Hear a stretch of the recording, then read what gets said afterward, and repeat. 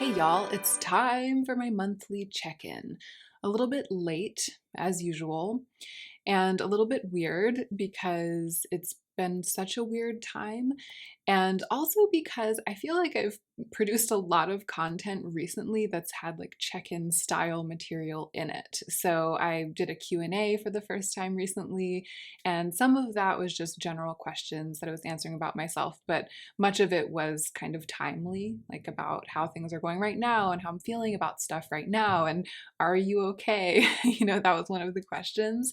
So if you habitually watch my check-ins, I feel like I said this last month because I had similarly filmed something that had check-in material in it, but I'll say it again. If you habitually just watch my check-ins, if you like just check in with me every month and don't watch all of the rest of my content, then this month I actually recommend going watching that one too, because I think you'll like it too. The other video that I posted recently that has some check-in materials in it is the one about how I spent my budget in September. And there often is some overlap between the how I spent my budget video and the check-in video, because I try to check in the check-in about how budgeting is going.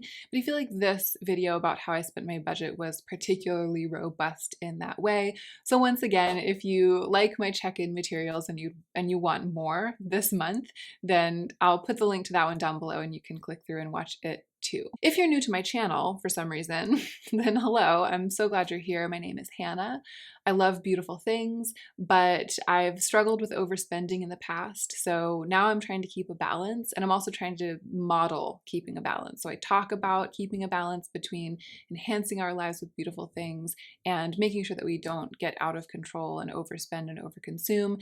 A lot of my content revolves around that, even though it touches on many, many things in the sphere of beauty and lifestyle and just like trying to live a good and happy life. So if that sounds good to you, I hope you'll subscribe. Let's go ahead and get into the meat of this video. Oh, actually, before we get into the meat of the meat, I have two housekeeping things that I need to just sweep out of the way really quickly. One is that I completely forgot in my Yes Style Advent Calendar unboxing video, which was really fun. And if you didn't watch it and you just like hanging out, you should watch it, even if you're not interested in the advent calendar. It's just a fun one. But Yes Style offered to do a giveaway through me. Like they want to do a giveaway of one of the advent calendars to one of my subscribers. And I decided to do it on Instagram. So there should already be up on my Instagram a post that like is the giveaway post. And so if you're interested in entering that giveaway, it's up now and you can go enter it on my Instagram. Obviously, I'll put a link for that down below. The other thing is that Refer is having a sale. I know a lot of people are going to be talking about this, and you might have already been like hearing a lot of other smaller influencers talking about it, which is simply because the guys at Refer are so sweet and good at reaching out. They're very personal. When they reach out to me and talk with me, it's very clear that they watch my channel, that they know what's going on in my life. And for, a relatively small YouTuber like me, that feels really amazing.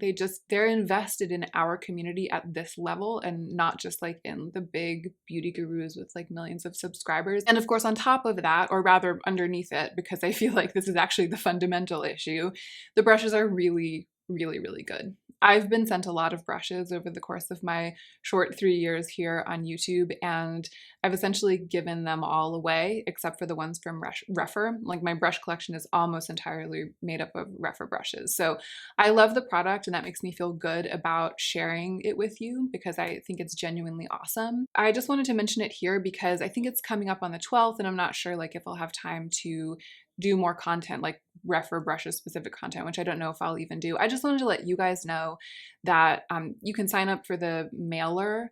I think that they're doing something they've never done before, which is having the core collection of 5 basic brushes in the concept store for half off. If you have brushes and you don't need more, ignore this. Don't go out buying a bunch of brushes just because I think they're great. If you don't need brushes, if you've never been interested in Refer before, don't worry about it. But if it's one of these things where all along you've been like, oh, I really would love to try them. If you've never tried like this quality of brushes, but it's always been too expensive, just this is the moment, right? It's coming up. And I also think that they are doing another deal too around the holidays. I'm sorry, I don't know all the details. I'm like so unprepared, but I'll put it in the description box down below. This is my check-in, so I don't want to go on at length about it. I just wanted to provide the links for you in this video and just mention it in the video right up front. this is coming up. It's kind of fun. It is a brand that I really feel more than happy to support for every reason. So be aware, you heard it here first, although you may not have heard it here first, but you heard it here too. Now let's move on to the meat of the meat. Goodness gracious, I said let's move on to the meat of the meat so cavalierly. And now I have my notes before me and it's actually time to do it. And it's just a bit daunting. I think the first thing that I have on my notes is that I've been feeling a bit spent. And I think that that might partly be because I did this huge bout of content about myself, like the Q&A and how I spent my budget. I also did film. Julia and I did sit down together and film our video about communal living, and that'll be going up soon. It's really long. We filmed for like 2.5 hours. And actually that reminds me to tell you, I decided to post an uncut version of that on my Patreon.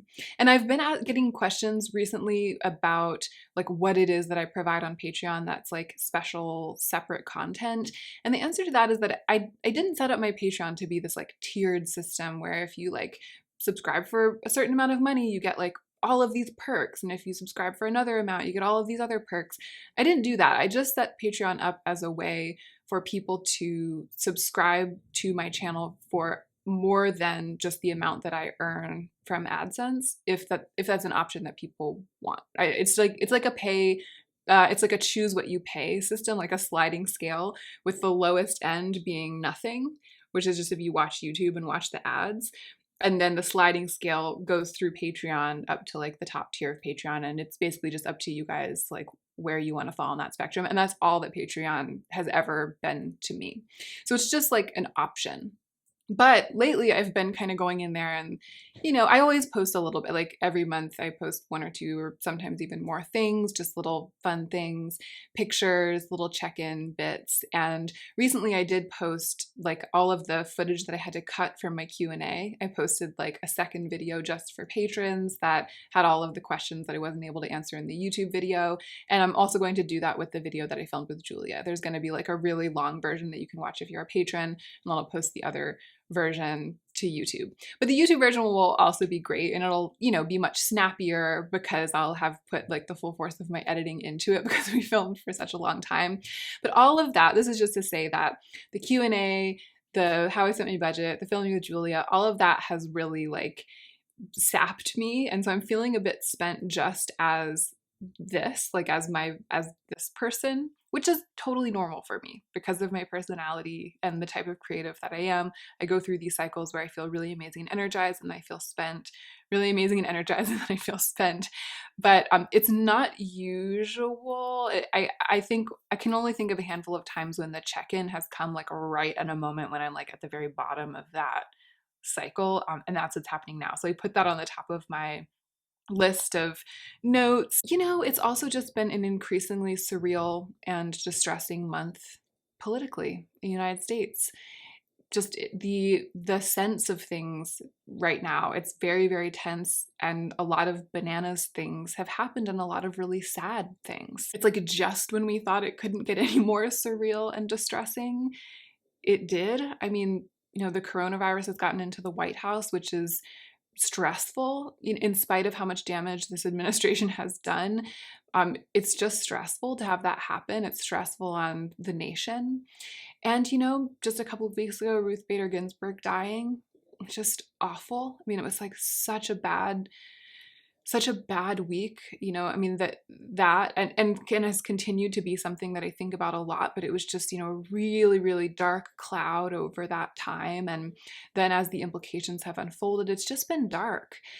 And, you know, underneath all of it, like, I feel like what happened was when the news cycle was really caught up in the panic over the election and the excitement and drama of the election, and, you know, all of that was like making headlines.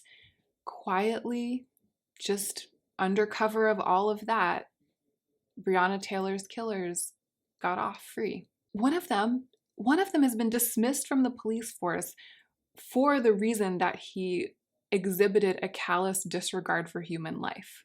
Like, he lost his job because he exhibits disregard for human life. And yet, the woman whose life was taken as a result of that callous disregard for human life, he's not being held accountable for having taken her life. He's not being held accountable by our justice system. So it's just been like so much darkness. And I usually try to compartmentalize as best I can. I'm actually going to talk about that a little bit, have like a long note about that. I think it's important to touch on, especially now. But the thing that I'm going to talk about at length in a bit, because I have one other thing I need to talk about before that, compartmentalizing, making space for myself, staying centered, remembering kind of that this too shall pass. You know what I mean? Like staying grounded in just the perspective about the full scope of the reality of human life, and so that I can continue to do my work. I believe in that and I try to do that. And it's just been particularly challenging over the past month. It's been particularly challenging not to get swept up in the darkness of the immediate national moment. But before we move on to that, I did make a note to tell you that even though I have been personally like following Breonna Taylor's case, like I've been looking it up every week or so to find out what was going on and just to make sure that I was updated as it progressed, because I kind of worried that this was going to happen, that it wouldn't make the headlines that I think that it should make. I was making sure that I didn't allow the fact that that was likely to happen, that I didn't allow that to mean that I didn't know, that I wasn't a person who was like paying attention. So I have been doing that. And yet, the first news that I heard of it when the case was over was from people that I follow on social media. Because that happened, I was going through Instagram one day and there were like a number of things popping up. And I was like, wow, I'm so glad that I follow all of these amazing proactive people. And especially, the ones of them who are these like amazing proactive people of color, many of whom are in the beauty space, as well as being people who think and talk about politics on social media. I just wanted to put it out there that if you're white and you haven't made an effort, like an active effort to diversify your feed, your social media feed, maybe take 15 minutes today and do it. It's okay to like set out to do it actively and be like, this is something I'm going to do. In fact, I think for many of us, it's necessary to do that if it's something that you want. So I have a couple of my own recommendations that I'll put down below, and I would love to see more in the comments. One in particular that I want to tell you about, Tashira. Her blog, she has a beautiful blog, and she also has a gorgeous Instagram account, and both of them are called Politics and Fashion. And that kind of says it all. I mean, it's like politics and fashion, and then if you have to click through and look, like you have to look at her beautiful imagery, and her sense of style is so amazing. But she's currently launching a project called the 21 Day Happiness Project, which I'm kind of thinking about doing. Like, should I do it? Should we do it together? In any case, Tashira is a total inspiration. She is breathtakingly beautiful. Her style is impeccable. Her passion is infectious. And I just hope that every single one of you will go and follow her on Instagram and on YouTube. She's more active on Instagram, but she also has a growing YouTube channel. So please, please, please check her out. So circling back to what I was talking about before with compartmentalization, which is maybe like not the most glamorous way to talk about happiness and self-care, which incidentally is what Tashira really champions. Joy, and like the kind of self-care that is about building your own joy. So, when I'm talking about compartmentalization, I'm kind of also talking about that. Basically, I'm big into caring for oneself first. And I don't mean that in like a weird, selfish way. I mean that I really believe in not letting one's own powers, one's own inner life, one's own sweetness and generosity, not letting that stuff be a casualty of other people's bad choices, especially when those bad choices are happening like on a national stage or on the international stage and being made by people that we don't even know personally. At the beginning, for example, of this current presidential administration, after I got over the initial shock, I vowed not to let it shut me down and exhaust me. I vowed to myself not to let it take away 4 whole years of my productivity, my life, my growth, my potential for empathy and joy. And these 4 years of like the prime of my life, right? Like the first half of my 30s, the potential for my potential for empathy and joy to expand during that time. I didn't want to allow the fact of this administration to take that away from me, on top of all the other stuff that I knew it was going to ruin. Because what good would that do? Again, when it's doing so much damage already, the choice was mine. I decided at the very beginning, the choice was mine, whether or not I allowed it to take me down from the inside, in addition to taking down so much stuff just out there on the outside. That's part of what I'm talking about in my sign off when I say take extra good care of yourself so that you can be the most effective version of yourself as you do your work in the world. It's like people are going to be, haters are going to hate, like garbagey people are going to do garbagey things. And for you to do your work in the world, you have to take care of yourself. You have to be your own happiness project. You know what I mean? You've got to foster that space. And the word compartmentalization really comes to mind for me and springs to my lips when there's a serious barrage of garbage coming from the outside, because it does feel like a kind of shutting off. And we don't usually think of shutting down or shutting off as being a good thing, but boundaries are good. And I think boundaries for the inner life are very, very healthy. But this is all just to say something that I've been circling around and trying to get to since the beginning of the video. This is all just to say that this moment, this fall, is perhaps the biggest challenge so far to that resolve. With the upcoming election and with the changing shape of the Supreme Court, there's potential for lasting damage to our civil liberties and to the environment. It feels like that potential is ballooning. And to be honest, it's kind of frying my circuits. So guess what arrived? Guess what arrived a couple of days ago? This, my ballot, my voice. And I'm showing this to you just to remind those of you who maybe are planning to vote, but you don't have a clear voting plan, that this year you actually need a clear voting plan. Like, time is running out, right? Like, I'm already voting. I'm going to do it. I'm about to do it right now. So this was my voting plan, vote by mail. I triple checked to make sure that I was actually registered at the address at which I currently live because I recently moved. And it worked. My ballot came. Now, I actually can't do every single bit of my voting right now because some of the local questions and ballot measures and stuff require some research. So I'm going to sit down and to devote an hour to it at some point over the next day or two and then send it back. But I'm going to fill in the bits that I know that I can fill in just so I can have done it on camera and have done it with you. All right, I'm reading the instructions. Even though I feel like I know how to vote because I've done it before, I'm still reading the instructions. Use only black or blue ink and fill in the circle to the left of your choice. All right, I did it. I did a bit of my voting. I started my voting, and again, I'm gonna follow up and do the rest later, but just for the gram, just for the sake of this video, I'm gonna put on the sticker. You know I'm good for it. And you know, it did make me feel a little bit better.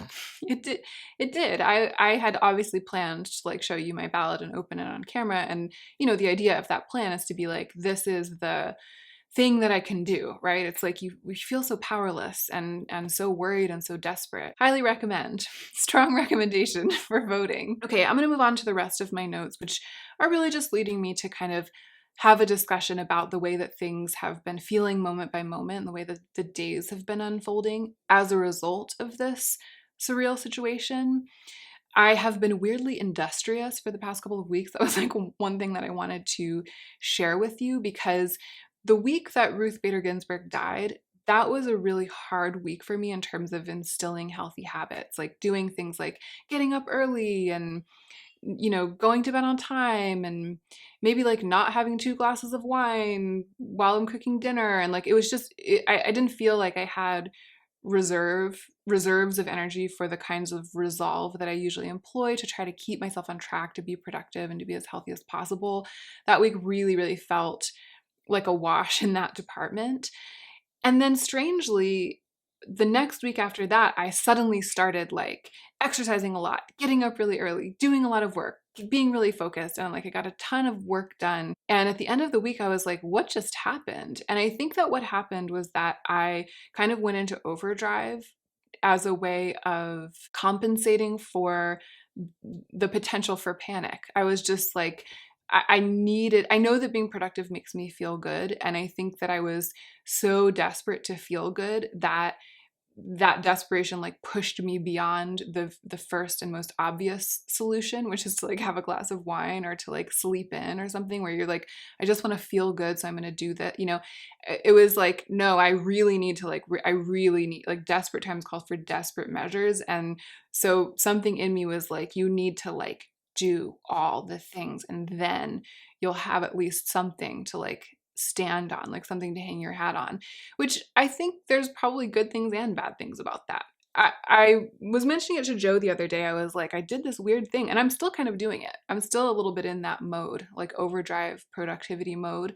And I was like, what do you think of this? It seems healthy on the surface, but I think maybe underneath it's not healthy. And he was like, healthy or not healthy, it's probably the best thing you could possibly be doing for yourself. And it might once again be one of those situations where there's no awesome answer. There's no like perfect thing to be doing. There's no feeling amazing for all of these like great reasons. Lots is derailed. So really the best you can do is to pick the best thing you could be doing for yourself. And I think that I'm just going to go with that. Let's just go with Joe's right about that. Okay? Okay. Like, the really dark way of putting it is that the only recourse for my fried circuits was to just go into robotic overdrive with all of my work. That's like kind of how it's felt. But the fallout of that is actually that robotic overdrive has started to build back in some stuff that is truly good. Like, when you do work out more endorphins flow in your body, and your brain chemicals are more likely to make you feel more upbeat, and you're likely to have more energy.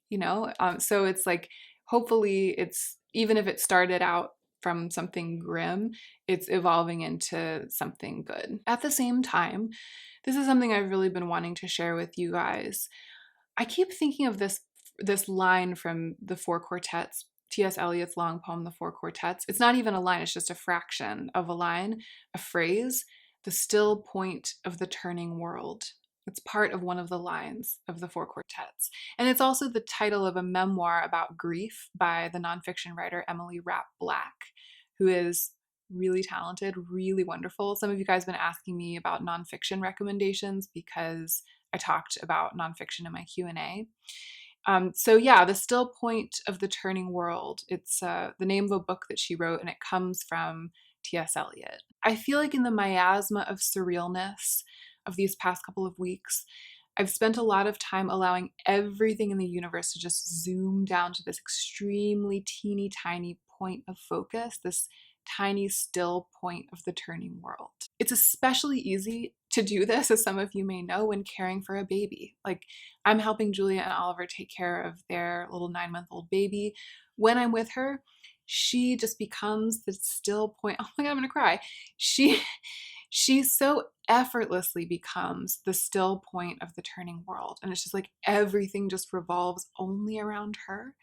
And in its revolving, it sort of blurs and softens and becomes less urgent. It's like she's the only urgency. And it's wonderful. It's a relief to have there be something, especially something so delightful as a baby, to have there be something that's just the still point around which everything else turns. So it's the most effortless with her, but I've also found it happening with other things, like with my work, with my conversations with Joe, when I'm spending just one-on-one time with him, even with my conversations with Julia and Oliver, my housemates. When I'm cooking, it's like just chopping that beat, that one chop becomes the still point of the turning world. Or in a looser, more general, maybe like less dramatically poetic sense, when it's time for me to cook dinner, I can kind of like slough off all of the rest of the stuff and just be only cooking dinner, having that task and that kind of providing be the still point of the turning world just for those couple of hours. I find that it even makes sense as a way to describe the focus and resolve that I've had to apply to change certain habits, like getting up early. That's one of the things I've been doing during these 2 weeks of robotic productivity, is like waking up before 7 o'clock and getting out of bed before 7 o'clock every day, no matter how garbage I feel, no matter what. And I feel like in those moments when I'm lying in bed and I see the clock ticking towards 7, and I'm like, are you going to do it or are you not? It's like that ticking clock, that question of whether I'm going to do the thing becomes the only the still point of the turning world. And when it is that, when it's like boiled down and narrowed down to that, then I can do it. And then I do it. So T.S. Eliot in The Four Quartets, when he wrote that, his concept of the still point had to do with the present moment. He was writing about the fact that the past and the future aren't accessible. Like they kind of don't exist. The only space in which we have to move, the only space is this one moment, the present moment. So if the line came from a bit of poetry that was about this age-old concept of mindful presence in the moment, it does make sense that it would keep coming up in my mind, it would keep floating through my mind, and that it would keep being applied to this feeling that like that's all I have. Like it's like this desperate clinging to the one thing that's before me in that one moment because everything else feels so out of control. It's like my anxieties about the past and the future are so overwhelming that I'm like pressing the seat eject button all the time. Like this, I feel like I keep flip-flopping back and forth between the bad way of seeing it and the good way of seeing it. And that is exactly what I'm trying to tell you about because I don't know. Like I'm over here flip-flopping back and forth. But I think here's one sort of silly bad way of thinking of it. I just feel like every moment I'm like pressing the seat eject button, like in like a James Bond movie when like the car is about to crash and you press the button that like ejects you out of the car into the air. So I've like pressed the seat every minute. I'm like pressing the seat eject button because the future and the past are like the crashing car, and I'm like, get me out of here. So I've like ejected myself and I'm up in the air floating, maybe waiting for like the parachute to deploy. We don't know yet if it will. And I'm just like, I've like reached the arc of the up and I haven't yet started falling again, but I'm up there and like that's the still point of the turning world. And that's the present moment. It's just like suspension. But as a result of having ejected yourself out of the like burning vehicle of not knowing what's going to happen and of grieving for what has happened. Honestly, it's like the grief for the past and the future both. So in theory, it's a good thing to let go of the baggage of the past and the future. It's something that I've always wanted to do. One of the meditations that I sometimes listen to goes through this thought exercise where you imagine yourself standing on your own doorstep, the doorstep of your own home, with these two incredibly heavy suitcases. Like you walk up to your own door and you're carrying these two heavy suitcases. And the guy leading the meditation is like, one of the suitcases contains the past, and one of the suitcases contains all of your concerns about the future. And you're holding them and they're so heavy. And then as part of the meditation, you put them down on the doorstep and you leave them outside.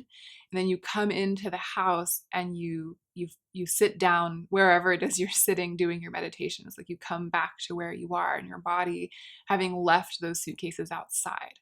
So in theory, it is something that I've been working on for years, trying to leave those suitcases at the door. It's a huge challenge for me. I think it's a huge challenge for a lot of people. And it is the challenge around which a lot of the practice of Zen Buddhism revolves. I'm not saying that T.S. Eliot made it up.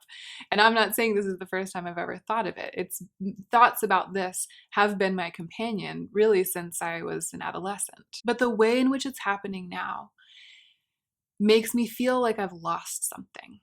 And I think that those anxieties, it might be that it's good to lose them, but they are so familiar that they feel like old friends. They feel comforting, like security blanket. And whereas it is the healthiest thing to let them go, to push that seat eject button, you can't help but feeling like part of your identity has been torn away. Because I think for a lot of us, worrying over the past and planning for the future in this anxious way or this really obsessive way, for many of us, it makes up like most of our, I think sometimes it makes up like most of my identity. So of course you feel like you've lost something.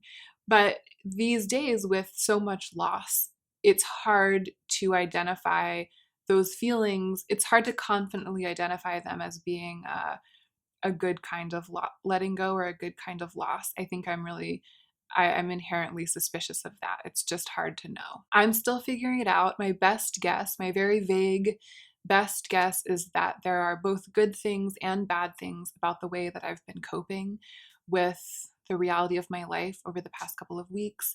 And my hope is that in time, the bad things will be reckoned with and the good things will bear fruit. So I think that that's basically it. As I said, if you'd like more than this, if this isn't a beefy enough check-in for you, check out the other videos, the Q&A and the video about how I spent my budget, and keep an eye out for the upcoming video that Julia and I filmed together about communal living. It's going to be a fun one to watch. And of course, I think I can't end the video without saying that living here with our friends has continued to be a joy, not just with, the baby. It's so wonderful to be with a baby, but not just that, but also being part of Julia and Oliver's family, quarantine family, pandemic family has been, I shudder to think what the past month or two would have been like if we hadn't come here, if we were still in our apartment. I mean, it's just been glorious. And we got to celebrate Yom Kippur with them, which was really special. Yom Kippur is like a beautiful holiday. It's a day of atonement. And, some people spend it fasting, and it's traditional to apologize to people for any way that you may have hurt them over the year. I didn't fast, but Joe and I aren't Jewish, but it did feel it was lovely to feel the vibes in the house of a day of thought, a day of self-reflection. It was lovely. It was like we were here for it, and we ate dinner with the family, the dinner that broke the fast with the family. So it's just so it's so lovely to have something so real and so old as like a beautiful Jewish holiday come around again, in spite of the pandemic, in spite of the weird living situation, and to like be at least adjacent to it, if not a part of it. Those kinds of things, I think, if you're open to letting them in, can be remarkably comforting in these times. Quickly before I go, so Joe's been helping with the YouTube channel, and we decided together to move to a Monday, Wednesday, Friday schedule. I think it's been in place for a couple of weeks now, so you might have noticed it, but I'm hoping that it will be not just Monday, Wednesday, Friday, but that most weeks or some weeks there will be a fourth video. So my goal is to have 4 videos a week, to be putting out 4 videos a week. So I think there were 4 this week, and I hope that I'll either continue to do that or like work towards that. But for those of you who like to have a schedule and to like know when videos are coming, I'm telling you now that there should be a video every Monday and Wednesday, Friday going forward until I make another announcement about having like changed the plan. So when I have my S completely together, I schedule it to auto post at 3 a.m. Pacific time, which is 6 a.m. on the East Coast, because I know that a lot of you like to watch when you're getting ready in the morning or when you're having breakfast. But some days I don't manage to get it all done the night before, and then I have to just post it whenever I get finished with all the metadata on the actual day. But hopefully you can depend on me for a Monday, Wednesday, Friday video going forward, and possibly more than that. I am excited about some new content I'm developing. I really am so grateful to have you guys as the still point of my turning world on many a day, on many an occasion. That's what's going on during these filming sessions. It's just you guys and me, and I just feel like I'm able to really have you be that point and let other things fall away. And it really means the world to me that you're there for it on the other end to watch it. And that, because that's what allows me to do it on this end. So thank you so much again for being here for me, for being here for it. I just feel like I mean it now more than I ever have. I mean it so strongly. Don't forget to take extra good care of yourself right now so that you can be the most effective version of yourself as you do your work in the world.